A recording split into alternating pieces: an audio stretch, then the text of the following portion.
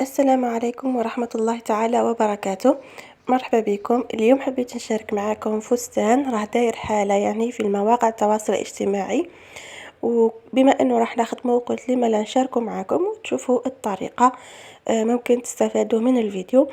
عندي القماش هذا البنات، راح ندير الفستان هذا لعمر 7 و8 سنوات. اول حاجة كتبت هذو القياسات: عرض الكتف، ارتفاع الصدر عندي 14، دوران الصدر 55 تقسيم 4 زائد 3، ارتفاع الخصر ودوران الخصر والطول الكلي تاع الفستان اللي حابين تديروه. هنا راني دونت القياسات. رقبة الخلف راح نديرها 7 على 3، ورقبة الأمام راح نديرها 7 على 8 أو 9. هذا هو شكل الفستان، راح يتكون من جزئين: الجزء العلوي والجزء السفلي. نبدأ بالجزء العلوي من بعد الجزء السفلي. وعندنا كذلك هذه القطعة راح نديروها هنا في الكشكشة، وكذلك قطعة الحزام. يعني كامل القماش راح تحتاجوا تقريبا 1 متر و20 سنتيمتر هكذاك. اول حاجة نحن نبدأ بها هي الجزء هذا، راح نحي تقريبا 27 سنتيمتر، لانه هذا الجزء راح ندير فيه طول 25 سنتيمتر من الكتف لغاية الخصر. فراح طبعا القماش راه مغسول ونشف. راح نحي تقريبا قطعة مطوية على 4، عرضها 20 سنتيمتر وطولها 27 سنتيمتر، هكذا مطوية على 4 باش نفصل الجزء العلوي. هذا هو بعد ما فصلته وحددته البنات. دوكا نروح نحدو هنايا باش نفصل عليه بطريقة تكون أفضل. هنا راني حنعطيكم القياسات اللي درتها. طبعا عرض الكتف درت 14 سنتيمتر، حطيت نقطة. فتحة الرقبة 7 سنتيمتر. عمق رقبة الخلف 3 سنتيمتر، درت هذيك التقويسة. لرقبة الأمام راح ندير 7 سنتيمتر. نرسم هذا المربع ومن بعد نديرو هذه التقويسة كذلك. من نقطة الكتف راح ننزل تقريبا ب1 سنتيمتر، وندير ميلان الكتف لغاية الرقبة نقطة 7 سنتيمتر. الآن راح ننزل بارتفاع الصدر 14 سنتيمتر وندير نقطة، ونرسم هذا الخط اللي راح نديرو عليه حردة الإبط. دوران الصدر أنا لقيته البنات 16.75، لكن راح ندير 17، يعني يكون زايد أفضل. الزاوية هذه راح نخرج تقريبا 2 سنتيمتر. راح نقسم هذا الخط على 2 ونخرج من هذه النقطة ب1 سنتيمتر ونرسم حردة الإبط هكذا. بعدها راح ننزل ب25 سنتيمتر ارتفاع الخصر وندير نقطة هنا، ونزيد نروح هنا وندير 25 سنتيمتر ارتفاع الخصر ونرسم هذا الخط اللي راح نرسم عليه أو نحدد عليه دوران الخصر. وراح ندير تقريبا 17، يعني الأطفال يعني ما يبانش الخصر عندهم تقريبا نفس الصدر، ونوصل بين النقطة هذه والنقطة دوران الخصر هكذا. نرسم هذا الخط.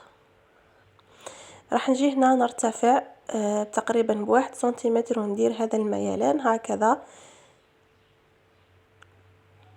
باش يعني كي نركب الجزء السفلي ما يجيش نازل في الجوانب. والآن نبدأ نقص رقبة الخلف، ميلان الكتف، حردة الإبط والخصر. نفصل الخلف عن الأمام ونديروا رقبة الأمام. وهنا تقدروا ديروا يعني تبطين أو أي حاجة. بالنسبة للجزء السفلي راح ندير فيه عرضه راح يكون دوران الخصر زائد 20 سنتيمتر وطوله 60 سنتيمتر. هذو هما القطعتين، قطعة للأمام وقطعة للخلف. طولها 60 سنتيمتر وعرضها هو دوران الخصر زائد 20 سنتيمتر باش نديرو هذوك الطيات ولا الكشكشة. القطعة الأخرى اللي نحتاجوها البنات راح تكون هي القطعة اللي راح نديرو فيها الكشكشة. راح ندير عرضها 14 سنتيمتر وطولها تقريبا 100 سنتيمتر، يعني متر. نزيد الناحية قطعة أخرى عرضها 14 سنتيمتر ونقص. هذه اللي راح نديروها في الكشكشة في جهة الصدر.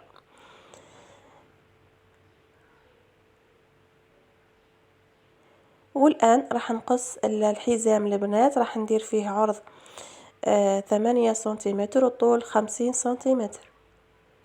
راح يبقاو لي هذو لي شيت ندير بهم ربطة شعر أو أي حاجة. نجو الآن للجزء الأمامي والجزء الخلفي، راح نعين عليه بعض النقاط.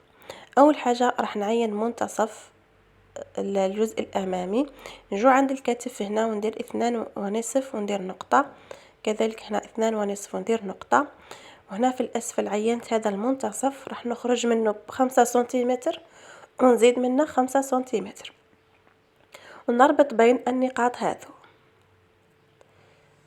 هكذا. نفس الشيء راح نديره للجزء الخلفي.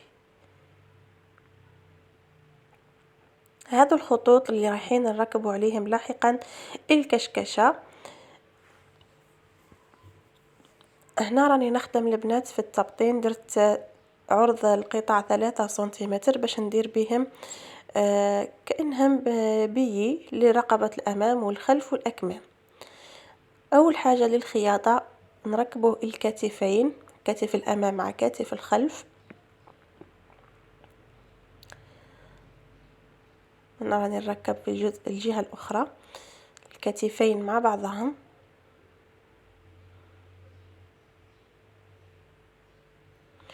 بعدها راح نجيب هذوك الشرائط اللي خدمتهم اللي عرضهم 3 سنتيمتر، يعني ما يهمش الطول تاعهم،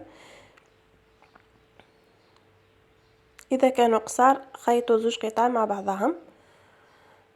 راح نحدد منتصف رقبة الخلف ونبدأ من الخلف ونخيط هكذا، نحط الشريط الوجه على الوجه ونخيط على بعد 1 سنتيمتر تقريبا، وندور على كامل الرقبة يعني الأمام والخلف لغاية النهاية.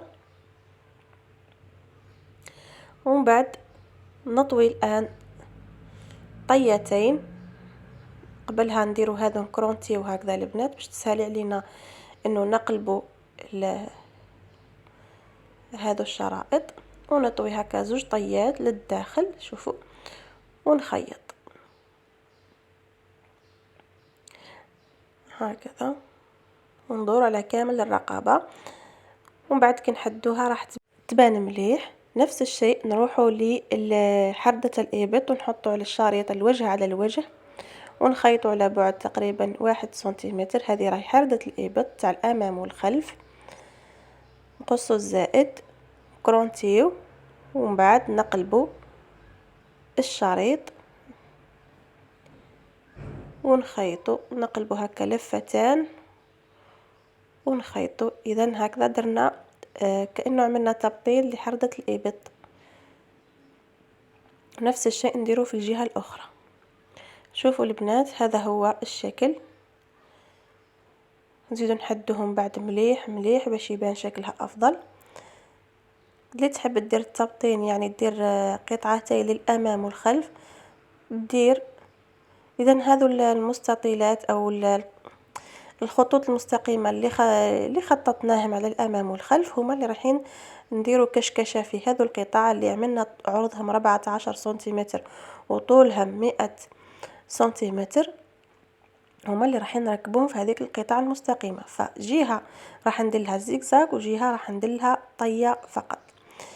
إذا هنا راح ندير فقط طية بهذا الشكل، يعني جهة راح ندير فيها زيكزاك وجهة راح ندير فيها هذه الكفة كما راكم تشوفوا. ومن بعد بالإبرة البنات من الجهة اللي درت فيها الزيكزاك نخيط هكذا وندير كشكشة اللي راح لاحقا نخيطوها هنا. نفس الشيء بالنسبة للجهة الأخرى. هكذا نحط الوجه على الوجه ونبدأ نتبع الخط المستقيم اللي درته ونخيط عليه هكذا ونوزع هذوك الكشكشات بانتظام. نعاود نقلب هكذا ونخيط على الوجه باش نزيد نثبت مليح شكل هذو الكشكشة هذه تكون مليح.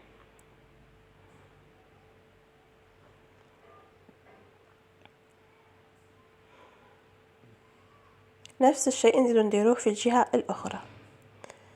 بالنسبة للجزء السفلي كذلك جهة راح ندير فيها طية وجهة راح ندير فيها زيكزاك. إذا الجزء السفلي راح نديرو فيه هذه الكفة العادية، والجهة الأخرى راح ندير فيها الزيكزاك كما راكم تشوفوا. نفس الشيء للقطعة الأخرى. الجهة اللي عملنا فيها الزيكزاك البنات راح ندخلوا فيها الخيط والإبرة هكذا باش نديروا لها الكشكشة، ولا تحبوا ديروا بليات يعني طيات. بالنسبة للحزام راح نطوي جهة هكذا، ومن بعد نطوي الجهة اليمنى واليسرى 1 سنتيمتر فقط، ونخيط كما كنديروا الشوشو تاع الشعر. نطوي هكذا ونطوي في الجهة الأخرى ونخيط. وهنا كما راكم تشوفوا راني كملت خيطت الجهتين، وش بقى لنا الآن فقط الجزء السفلي اللي درت له جهة درت لها كفة عادية، والجهة الأخرى درت لها زيكزاك باش كي ندير البليات تكون يعني الخدمة نظيفة. هنا كما راكم تشوفوا البنات كنت راح ندير كشكشة، لكن بعد قلت ندير فقط طيات أفضل. وش راح ندير؟ راح ندير نهاية القماش مع الجهة هذه نتاع الخصر ونحكمها بليزي بانجل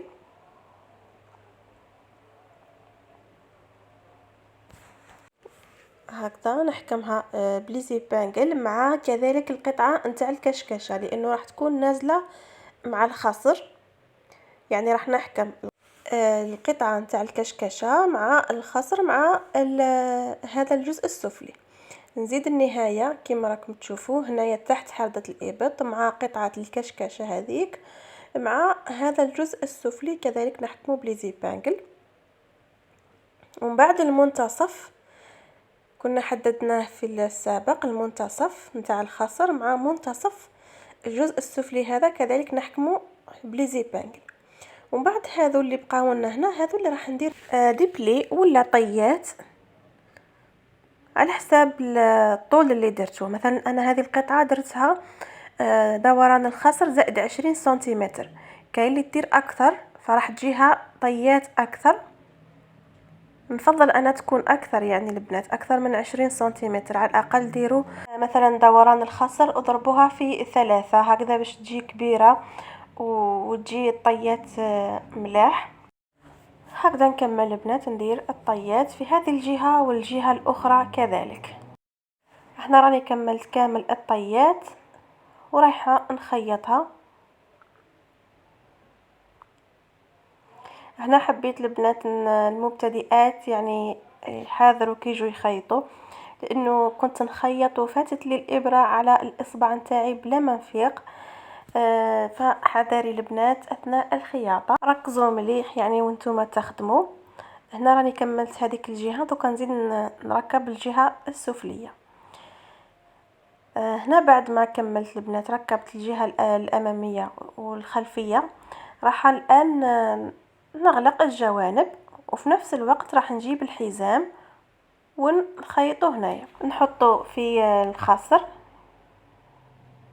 الداخل يعني هكذا في الخصر. نفضل كذلك تحكموا بليزي بانجل مليح، ومن بعد نخيطه من حردة الإبط ونهبط عادي خياطة عادية. ومن بعد هذه كامل راح نفوت عليها بالزيكزاك. نفس الشيء نزيد نديره في الجهة الأخرى. راح نغلقوا الجوانب. هذا مكان والكفة كنا ديجا درناها، وهنا راني البنات نفوت بالزيكزاك على الجوانب اللي كنا خيطناهم باش تكون لا فينيسيون مليحه وما يبقاش القماش يعني يتحل. نديرو في الجوانب وفي الاكتاف كذلك وفي جهه الخصر. هذه هي. وراح ندير كتزيين هذه البابيون ولا الربطه. درتها هنايا بقماش كريب فرواسي كان باقي لي. درت هذيك البابيون، وهذه كذلك درتها ربطة الشعر. راح نحط لكم ان شاء الله طريقتها في الفيديو القادم. طريقتها سهلة وبسيطة وتقدروا ديروها كمشروع هكذا يتبقى لكم. وخيطتها كما راكم تشوفوا في جهة الامام، ودرت هذوك لي بوطون غلفتهم كذلك بالكريب فرواسي، وخيطتهم في الصدر من الامام، وشوفوا كيفاش جا شكلها ما شاء الله. فستان للبنوتات للعيد للدخول المدرسي. رائعة جدا. هذه البابيون تحبوا ديروها هنا ولا تديروها في الخلف، لكن انا حبيت نديرها في الامام لانه راح يكون الحزام من الخلف. وشوفوا البنات هذه هي الخياطة. مازال شويه هذوك الخيوط ومن بعد نزيد نفينيها مليح نحيها. وهذا هو شكلها، ان شاء الله تعجبكم. شوفوا كيفاش جات. صراحه القماش هذا جاي هايل. هنا البنات كنت حابه ندير كاش قالون ولا كاش حاجه، ولكن ما كاش عندي الوقت باش نشريها، فقلت نخليها هكذا سامبل وخلاص. وهذه هي البابيون كيفاش جات. تبقى لي القماش قلت نديرها بابيون. ان شاء الله تعجبكم البنات هذه الطريقه وتكونوا طبقتوها معايا، اديتوا افكار، وان شاء الله ما نكونش يعني كثرت عليكم في الهضره. ولكن حب يعني نهضر بعفويه على الاشياء اللي درتها. وديروا في بالكم البنات، انا هنا ماشي باش نعلمكم، انا فقط نشارك معكم الاشياء اللي تعلمتها في الخياطه فقط لا غير. يعني مانيش نعلم فيكم، اكيد كل وحده راهي ممكن احسن مني في كثير من الامور تاع الخياطه، فقط انا راني نتعلم، واللي نتعلمها نشاركها معكم، سواء مليحه ماشي مليحه، فيها اخطاء ما فيهاش اخطاء، ليسونسيال نشاركها معكم. هذا فيديو تاع نهار اليوم. ان شاء الله اذا تعلمت حاجه اخرى راح نطبقها معكم ونشاركها معكم في القناه. ما تنسوش الجيم للفيديو والاشتراك اذا كنتم مش مشتركين، ومع السلامه.